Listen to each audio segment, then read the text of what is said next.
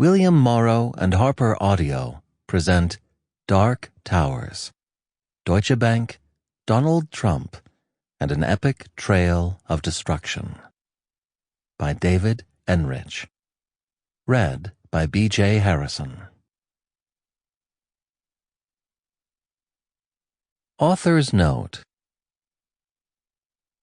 This book is based primarily on interviews I conducted with and materials I received from nearly 200 people, past and present Deutsche Bank employees, from the highest-ranking executives and board members to low-level staff, their family members, friends, lawyers, and rivals, consultants and contractors who worked at the bank, current and former regulators, prosecutors, and other government officials, and others with direct knowledge of the events described in the book.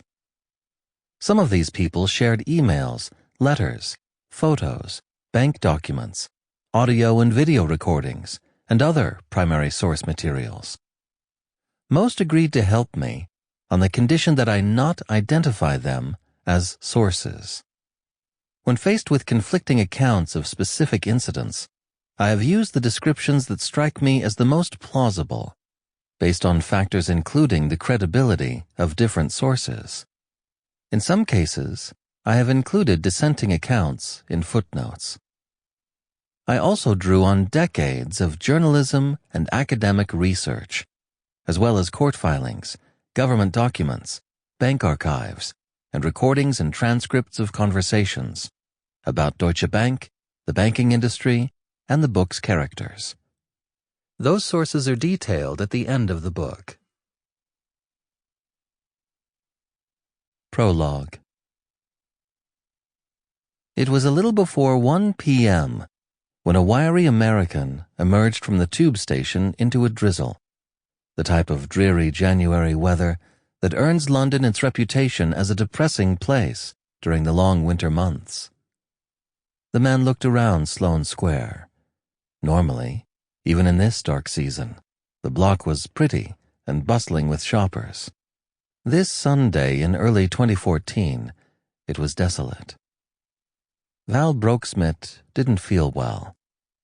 He had woken up groggy from the previous night's drug-fueled jam session with his band. Then, on the crowded underground train on his way to Chelsea, he had been jolted by a surge of negative energy, like a dark spirit had brushed past him. He lit a cigarette and trudged toward the entrance to the Saatchi Gallery, his head down in a futile attempt to stay dry. He was scheduled to have brunch at the gallery's cafe with his parents. The last time he'd seen them was a month earlier, in December 2013, before they'd set off for the Caribbean, and then a vacation in Oman. Val had just turned 38. While he was a talented musician, with 34 albums to his name, none, alas, were chart toppers, he lived off the largesse of his father, Bill, who had spent many years as a senior executive at Deutsche Bank, one of the world's largest financial institutions. Tall, skinny, and scraggly, his friends sometimes told him he resembled a tramp. Val was determined on this Sunday not to get an earful from his mother about looking like a slob. He wore slacks, a blue blazer, and a black woolen cap. At exactly 1 o'clock, Val arrived at the arched brick wall that snaked around the Saatchi Gallery. He was notorious in his family for never being on time, but here he was, and his obsessively punctual parents were nowhere to be seen. "Where are you guys?" he texted his mother, Alla. She didn't respond. Val wandered across the pedestrianized street, perusing a row of boutiques and overpriced shops. He came across the Taschen bookstore, which specialized in coffee table books about art and culture.